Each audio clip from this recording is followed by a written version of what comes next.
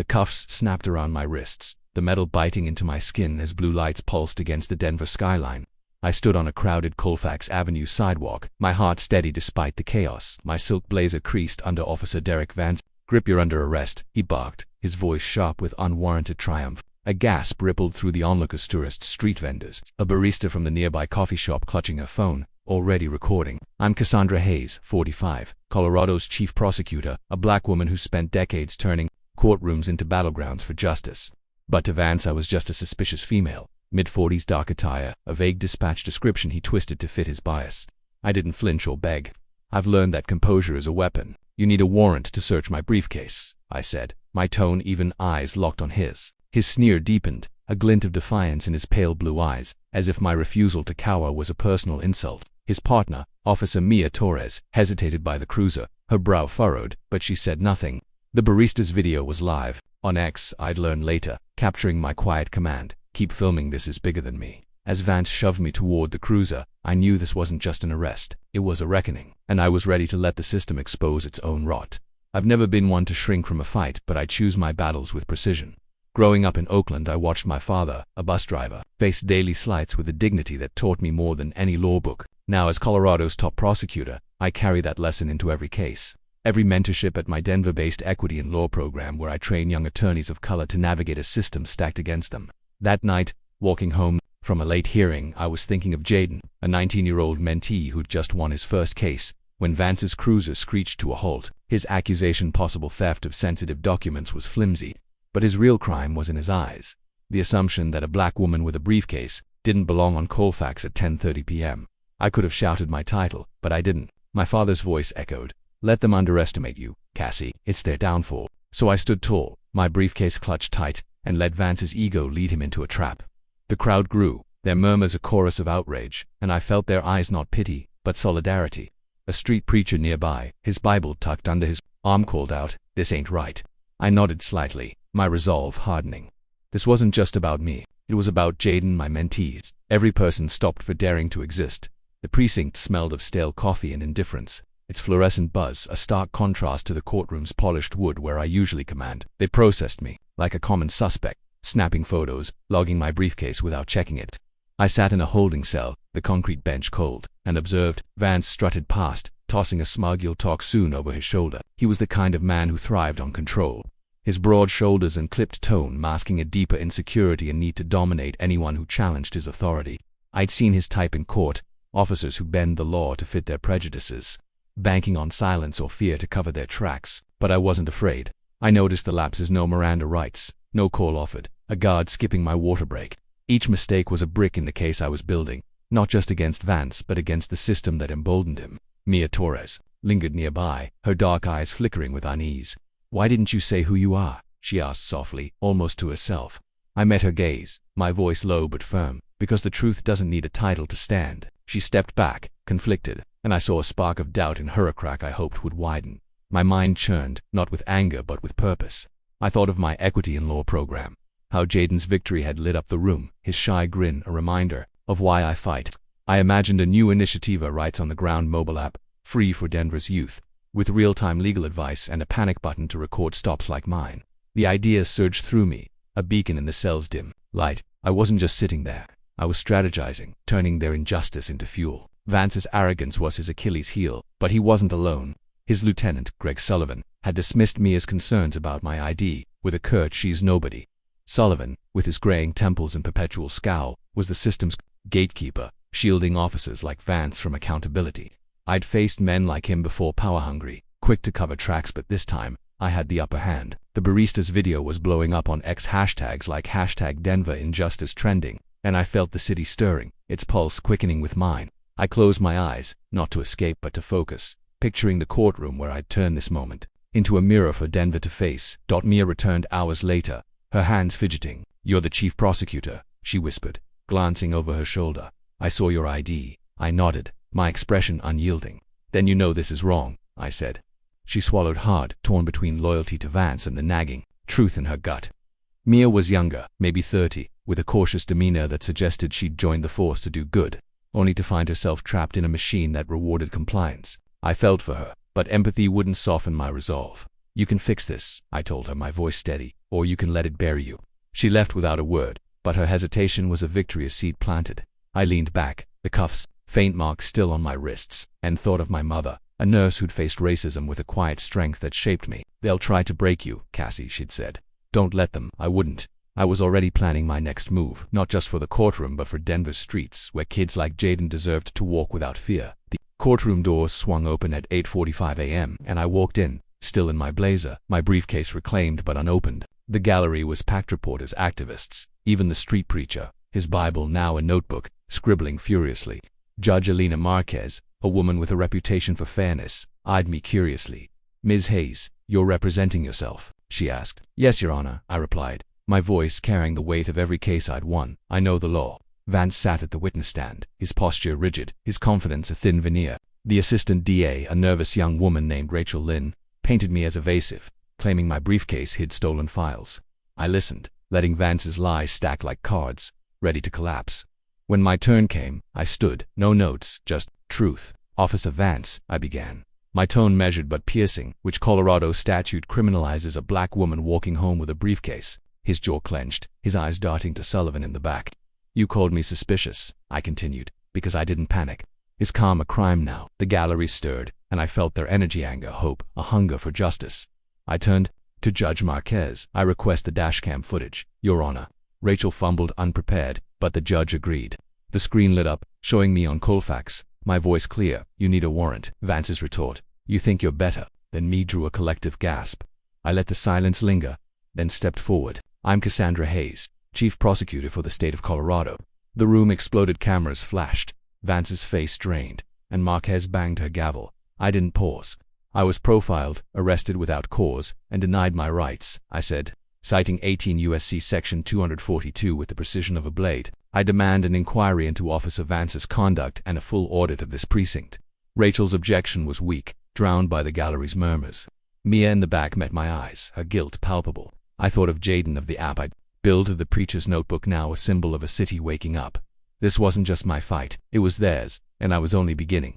The judge called a recess, and I sat, my hands steady. The barista's video now viral, X-posts flooding, with hashtag Cassandra Fights. Vance glared from across the room, his bravado cracking.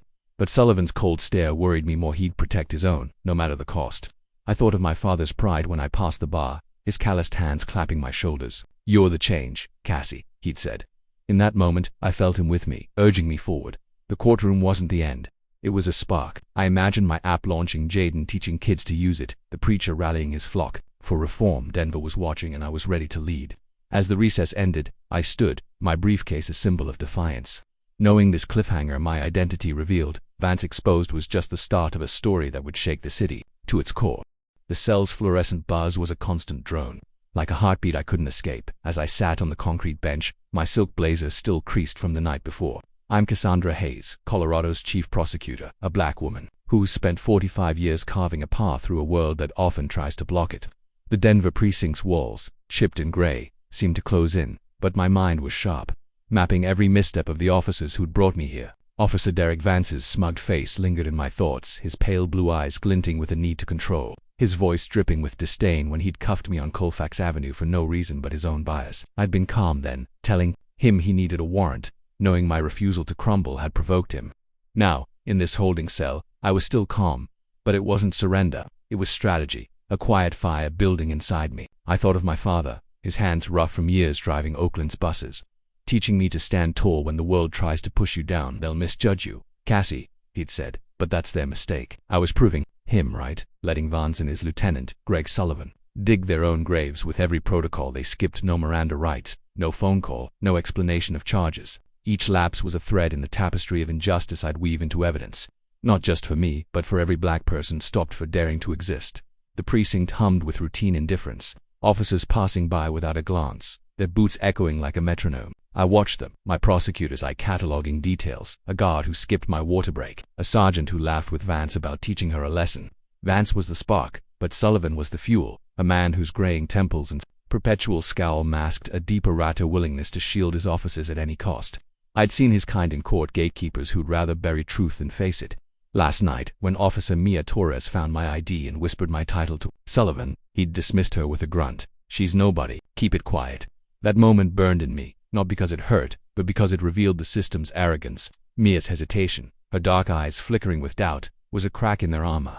She was younger, maybe 30, her cautious demeanor, hinting at a woman who'd joined the force to serve, only to find herself trapped in a machine that rewarded silence. I didn't pity her. She'd chosen to stay quiet, but I saw potential. A chance she might break free.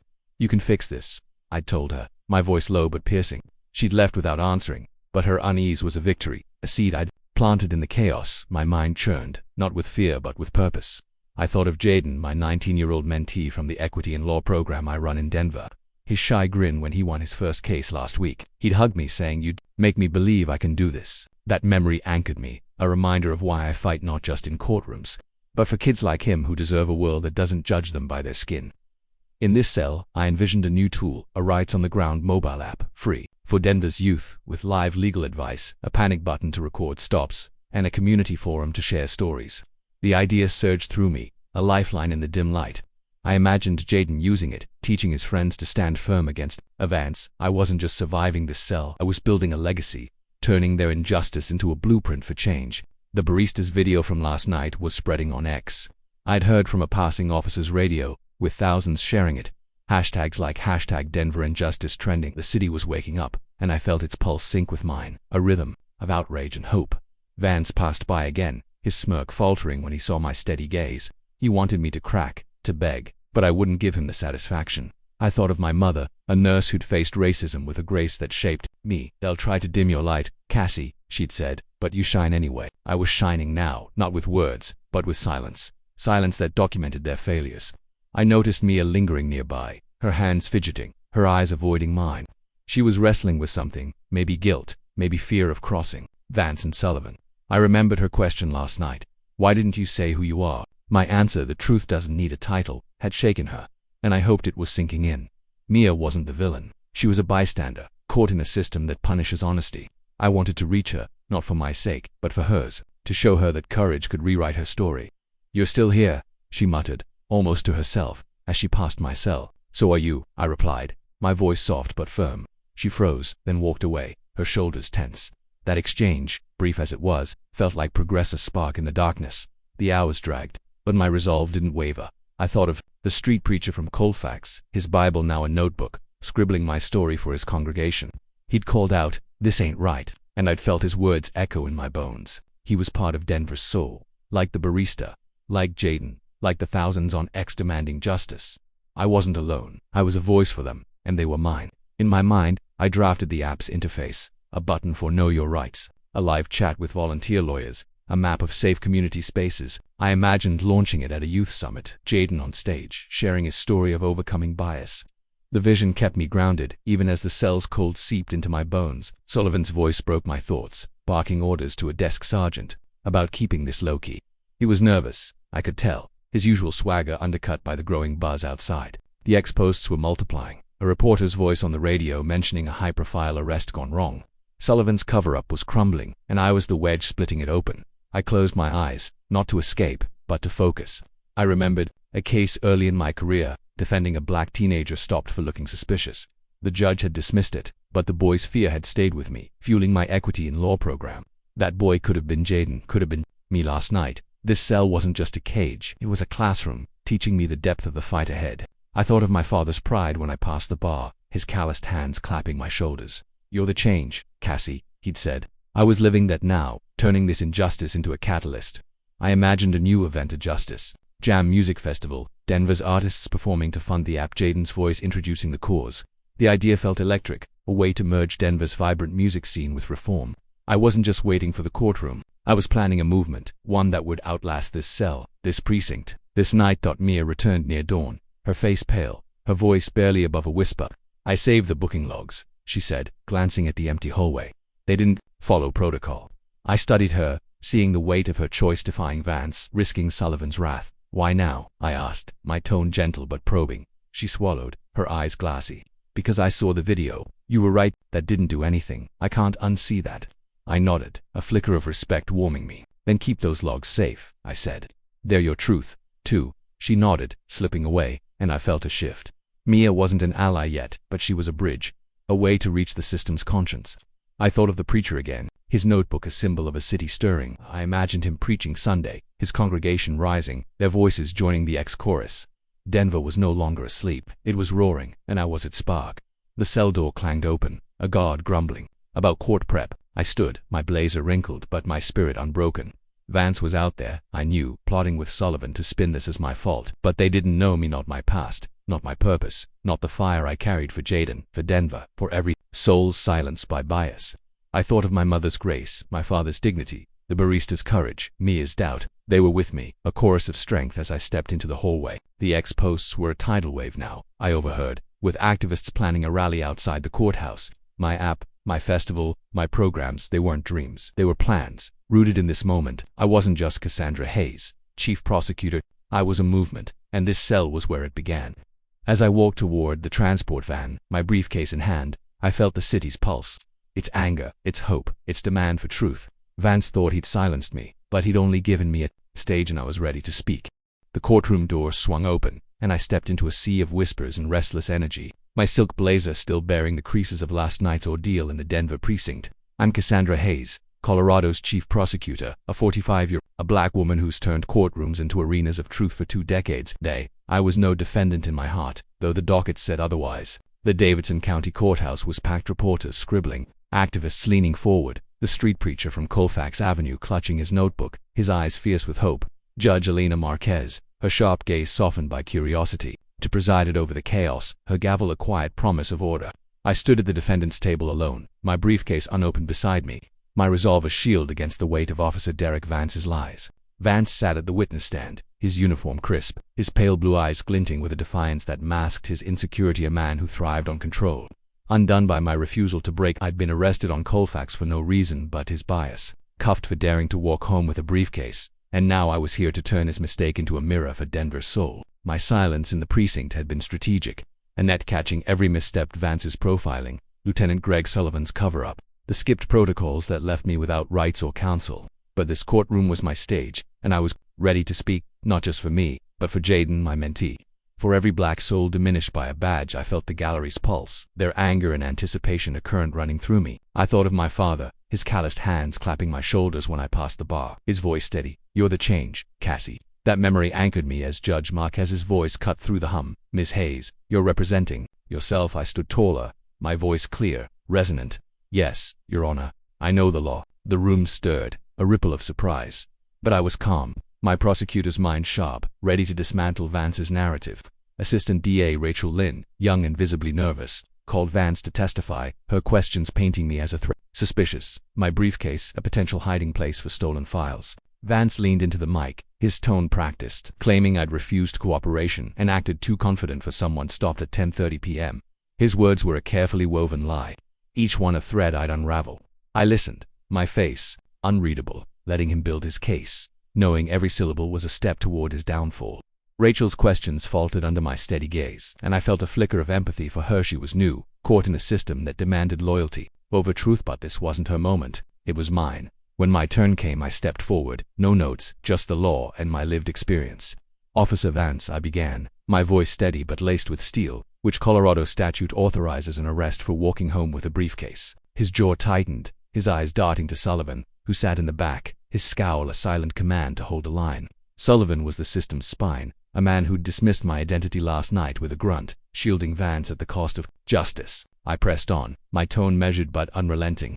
"You called me suspicious because I didn't panic. Is composure a crime in Denver?" The gallery murmured, their anger swelling, and I felt their strength fuel mine. Vance stammered, claiming my attitude raised red flags, but his words crumbled under scrutiny. I turned to Judge Marquez, my voice rising just enough to carry. "I request the dashcam footage, Your Honor." Rachel objected, her voice shaky, but Marquez nodded, her eyes narrowing with interest. The screen flickered to life, and there I was on Colfax, my silk blazer catching the streetlights, my voice calm. "You need a warrant." Vance's retort, "You think you're better than me," echoed, raw and ugly, drawing gasps from the gallery. The preacher's pen froze, his face a mask of outrage, and I let the silence breathe, the truth louder than any shout. I could have stopped there. Let the footage speak, but this was bigger than one video. I thought of Jaden, my 19-year-old mentee, from the Equity and Law program, his dreams of becoming a lawyer threatened by men like Vance. I thought of the Rights on the Ground app I'd envisioned in the cell, a tool to arm kids like him against bias. I stepped closer to the bench, my heart pounding but my voice steady. Your Honor, I'm Cassandra Hayes, Chief Prosecutor for the state of Colorado.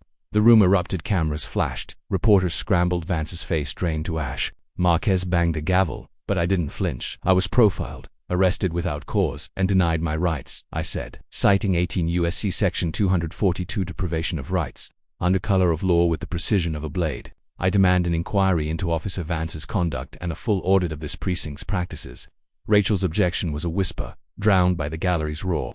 Sullivan shifted in his seat, his scowl deepening, but I saw fear in his eyes. A man who'd built his career on silence, now facing a voice he couldn't mute. The preacher stood, his notebook raised like a flag, and I felt Denver's soul in that gesture, a city waking to its own power. The weight of the moment settled over me, not as burden but as purpose. I thought of my mother, a nurse whose grace, under racism's sting, had shaped me. They'll try to dim your light, Cassie, she'd said, but you shine anyway. I was shining now, not with rage, but with clarity. I glanced at Officer Mia Torres, seated near Sullivan, her hands clenched, her guilt a visible ache. She'd saved the booking logs last night, a small act of defiance against Vance and Sullivan, and I hoped it was the start of her own reckoning. This courtroom wasn't just about me, it was about her, about the preacher, about the barista whose video had gone viral on X, now trending with #CassandraFights.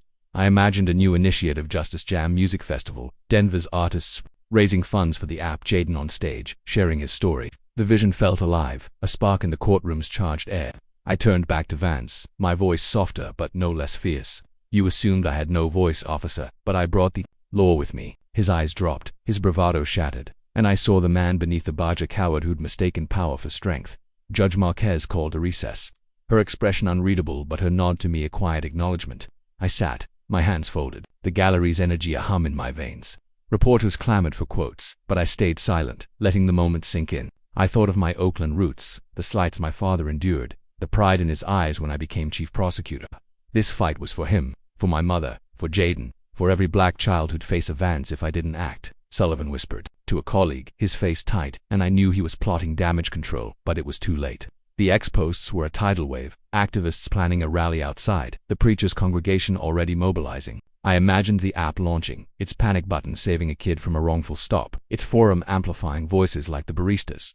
The festival took shape in my mind, Denver's music scene uniting for justice, a stage where Jaden's generation could shine. Vance's defeat was certain, but Sullivan's shadow loomed, a reminder that the system wouldn't bend as easily. As the recess ended, I stood, my briefcase a symbol of defiance, my heart full of the city's awakening. I thought of a case early in my career, defending a black teenager stopped for looking suspicious, his fear a wound that drove me to start equity in law. That boy could have been Jaden, could have been me on Colfax. This courtroom was a turning point, not just for me, but for Denver. I glanced at Mia again, her eyes meeting mine for a fleeting moment, a silent promise of change. The preacher's notebook was full now, his faith in justice renewed. Rachel fumbled her notes, outmatched, but learning, and I felt a pang of hope for her she'd grow from this. I thought. Vance sat, diminished, his arrogance a memory, but Sullivan's cold stare was a warning the fight was far from over.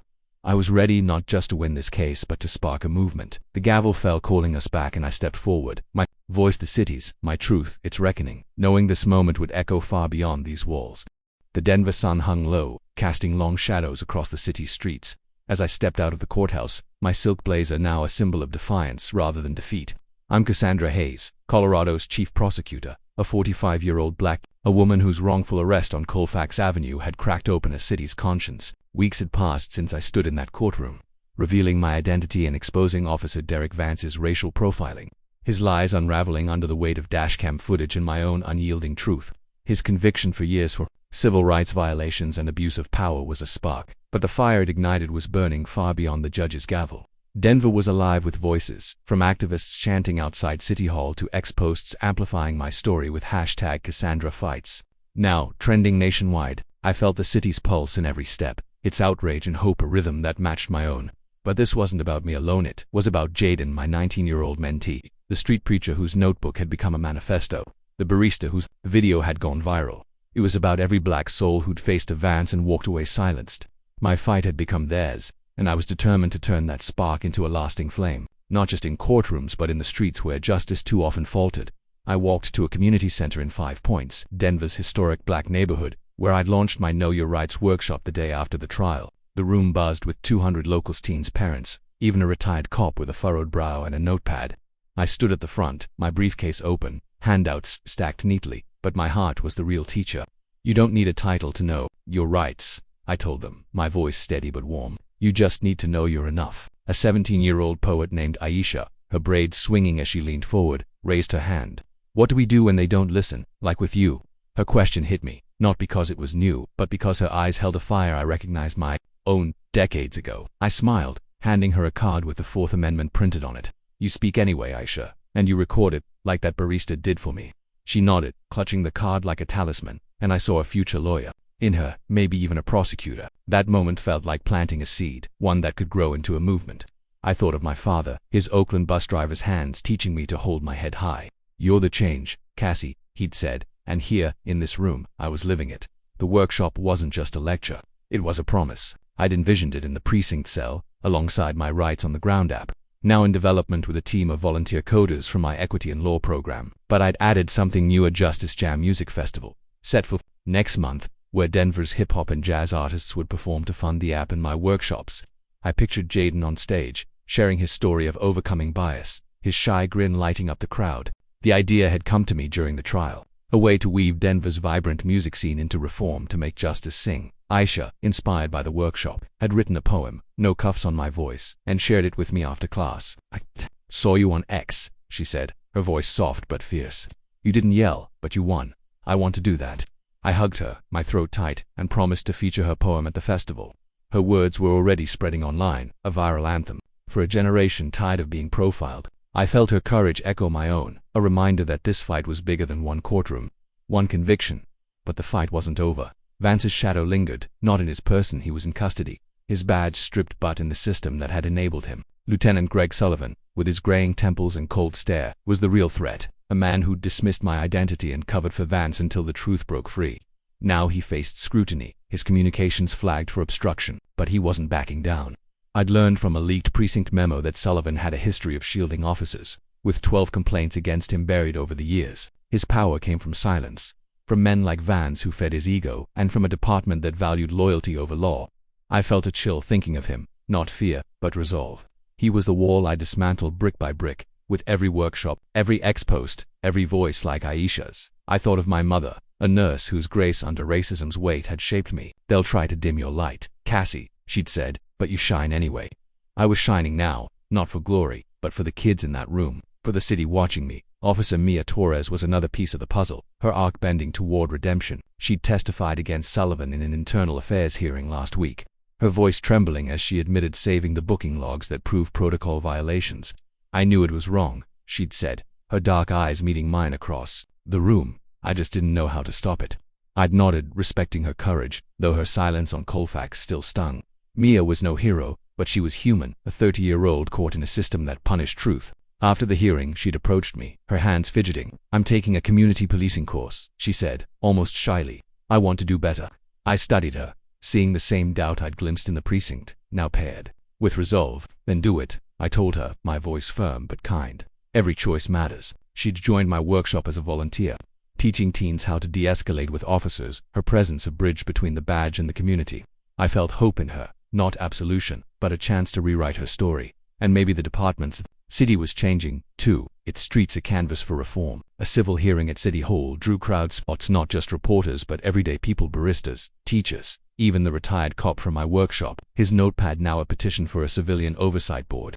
Victims of Vance's past misconduct testified, their stories a gut punch. A 16-year-old named Malik spoke first, his voice steady but eyes haunted. He stopped me for skateboarding, said I looked like a thief. My wrist was bruised for weeks. I sat in the gallery, my heart aching, remembering Jaden's own stories of being profiled. A mother followed, her voice breaking as she described Vance pulling her over while pregnant, accusing her of acting nervous en route to the hospital. The preacher stood next, his notebook open, reading a list of names Vance's victims, some as young as 14. The room fell silent, the weight of their pain a call to action. I felt their stories merge with mine, a chorus of resilience that demanded more than apologies. I thought of my app, its panic button, a shield for Malik, its forum a space for that mother's voice. A bombshell hit mid-hearing. A journalist from the Denver Post waved a stack of documents, legally obtained via a whistleblower. These are internal affairs records, she declared, her voice cutting through the room. 10 complaints against Vance's excessive force, racial profiling, all dismissed. Sullivan signed off on everyone. Gasps echoed, and I felt a surge of vindication, tempered by sorrow. Sullivan, seated in the back, went rigid, his scowl a mask for panic. He was unraveling, but his influence lingered, a reminder that reform wasn't a single victory but a war. I stood, my voice clear, resonant. There's a sickness in this system, not just in officers like Vance, but in leaders like Sullivan who silence the truth. I turned to the council, dropping a file on their table. I demand an independent civilian oversight board with subpoena power, community voices, and real authority. A councilman hesitated, citing complex protocols, but I cut him off, my tone unwavering. Then rewrite them. Doing nothing costs too much. The crowd erupted, not in cheers, but in a collective release, their claps a demand for change. I felt my father's pride, my mother's grace, Aisha's fire in that sound. Outside, protesters and supporters stood shoulder to shoulder, their signs bearing names Malik, Jaden, Mebut, also words, "Listen first." The preacher led a prayer, his voice a balm, while the barista handed out coffee, her phone still sharing updates on X. I walked among them, not as a hero, but as a neighbor, their stories fueling my resolve. I thought of the Justice Jam, now fully funded, with Aisha's poem as its anthem. I imagined the app launching its first user, a kid like Malik, safe because of a button I'd dreamed up in a cell. Mia's volunteering, the preacher's petition, the journalist's courage. They were threads in a tapestry I was weaving, not alone, but with Denver. Sullivan's shadow loomed, his allies still whispering in precinct halls. But I wasn't afraid. I was Cassandra Hayes, shaped by Oakland's struggles, Denver's dreams, and a family that taught me to shine.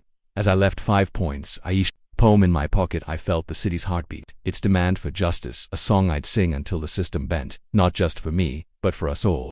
The Denver dusk draped the city in a tapestry of amber and violet, the cool autumn air carrying the scent of fallen leaves as I stood in Commons Park, their gentle crunch under my heels, a quiet reminder of time's passage.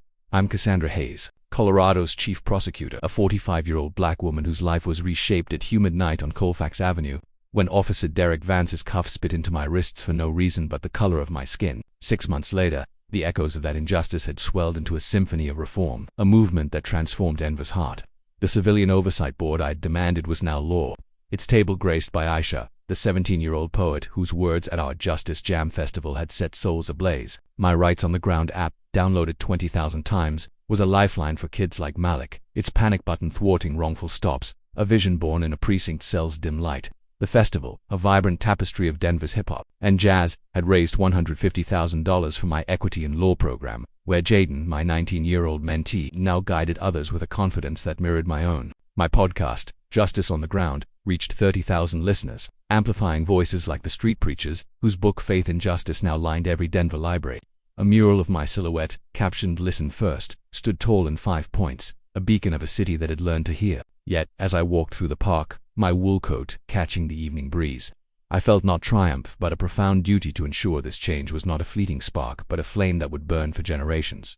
The Justice Ambassadors program pulsed with life. 600 teens sprawled across the park's grass, their voices a blend of defiance and dreams. Aisha took the stage, her braids gleaming under the fading sun, reciting her new poem, "We Walk Where Chains Fell," each line a clarion call. Our voices the key, our steps the lock undone, our future the fire that no badge can dim. The crowd erupted, their cheers a wave that lifted my heart, tears pricking my eyes not for sorrow, but for pride in her, in Jaden, in every young soul who'd found their voice because of this fight. Jaden, now a mentor, led a session on de-escalation, his once shy grin replaced by a steady gaze that echoed my own at his age. When I stood in Oakland's streets, vowing to rewrite the rules, I thought of my father, his bus driver's hands, clapping my shoulders when I passed the bar, his voice a quiet thunder, "You're the change, Cassie." Here, in this park I was living his words. Not alone but with a city that had risen beside me. Aisha approached, clutching my old pen, engraved with shine anyway. A gift from my mother I'd passed to her after the festival. "I'm keeping it," she said, her smile fierce, "but I'm spreading its light." I hugged her, my throat tight, knowing she was my legacy. A poet whose words would echo long after mine faded, a leader who'd carry justice forward. The city had become a canvas for change, its streets no longer mere pavement but pathways to accountability. The oversight board, with Aisha's fearless voice, had subpoenaed precinct records, leading to 5 officers' dismissals and a sweeping policy overhaul that mandated bias training. The preacher's forums, born from his notebook, were now a city-funded network, training residents to monitor power with the same vigilance I'd shown in that cell. The barista's coffee shop, "Listen First," was a sanctuary for activists, its walls a gallery of our struggle, her lattes a daily toast to courage. She'd greeted me last week, her smile radiant. "You made us believe," she said, and I'd shaken my head, sipping her coffee. "We believed together." Officer Mia Torres, once silenced by fear, now led Badge for Good, her non-profit training officers to build trust, her redemption a bridge between Badge and community. At the festival, she'd found me, her dark eyes steady. "I failed you that night," she'd said, her voice raw, "but I'm rebuilding." I'd nodded, seeing the 30-year-old who'd saved the booking logs, now a woman forging a new path. "You're not failing now," I told her, my tone firm but warm. "Keep building." Mia was here today, teaching teens to navigate police encounters. Her presence a quiet victory, a testament to the power of second chances. Yet, the fight was far from won. Lieutenant Greg Sullivan's shadow lingered, his resignation forced by leaked reports of his brotherhood shielding rogue officers, a network that had buried 15 complaints over the years. His cold stare from the trial still haunted me, not as fear but as a challenge, a reminder that systems don't bend without relentless pressure. At a council meeting last month, I'd faced him, presenting the Oversight Board's first report, which flagged 25 officers for review. Sullivan, invited as a consultant, had sneered, "You're tearing down good men, Hayes." I'd met his gaze, my voice a blade. "Good men don't bury truth, Lieutenant, I'm just unearthing it." The council's applause had drowned his scowl, but his allies still whispered in precinct halls, a ghost I'd chase with every app update, every podcast episode, every teen trained. I thought of my mother, a nurse whose grace under race sting had shaped me. "They'll try to dim your light, Cassie," she'd said, "but you shine anyway." I was shining now, not for glory, but for Malik, saved by a button, for Jaden teaching because of a dream, for Aisha, leading with a pen. Denver's transformation was palpable, its heartbeat a rhythm of resilience. The preacher's book, Faith in Justice, was now a curriculum in Denver schools, its pages teaching kids like Malik to stand firm. The barista's shop hosted weekly forums where activists planned a national harmony and justice tour with Aisha's poem as its anthem. Set to launch in Chicago next spring, my podcast had sparked a movement, with listeners sharing stories of profiling, their voices a chorus I amplified each week. X was alive with hashtag Cassandra Fights, but it wasn't just my name, it was Malik's, Aisha's, the preacher's. A city, claiming its power. I walked to Colfax Avenue, the street where Vance's cuffs had sparked this fire, now lined with supporters, teens chanting Aisha's poem, the preacher leading a prayer, the retired cop from my workshop holding a sign, "Justice starts here." Aisha joined me, her notebook open, reading a new line. "We build where walls once stood, our truth the foundation." I smiled, my heart full, and thought of my parents, their lessons woven into this moment. The preacher's voice rose, a bomb over the traffic, and I felt Denver's soul unbroken, united, alive. Reflecting on my journey, I saw lessons carved in every step, each a beacon for the road ahead. That night on Colfax taught me that silence can be a sword, not surrender, a way to let injustice unravel itself.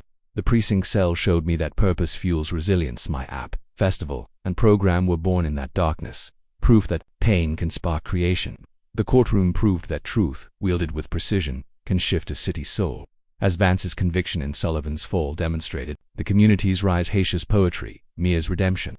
The preacher's book taught me that justice is a collective act, a tapestry woven by hands that dare to hold each other. Above all, I learned that courage isn't loud, it's the quiet choice to stand, to shine, to build, even when the system bets against you. My parents' wisdom, Denver's voices, my own heart, they carried me, and I carried them. A cycle of strength that would endure beyond these streets. I paused, on the courthouse steps. The same steps I'd climbed as a defendant, now a stage for a city's awakening. The murals listened first burned in my mind, a call to keep fighting. Not just against Sullivan's ghosts, but for every child who'd face a badge. I thought of you, reading this, and wondered if you were in a similar situation, facing racial profiling, misidentification, or abuse of police discretion.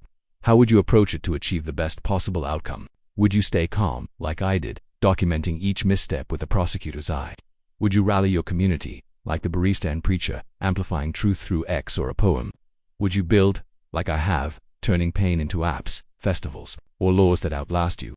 The answer isn't one path but many, each step a choice to listen, to act, to shine. I walked down the steps, my coat swaying in the breeze, my silhouette fading into Denver's light. The city sang, a quiet revolution, leaving the door open, and I knew the next voice, maybe yours, would carry it forward, louder, brighter, forever.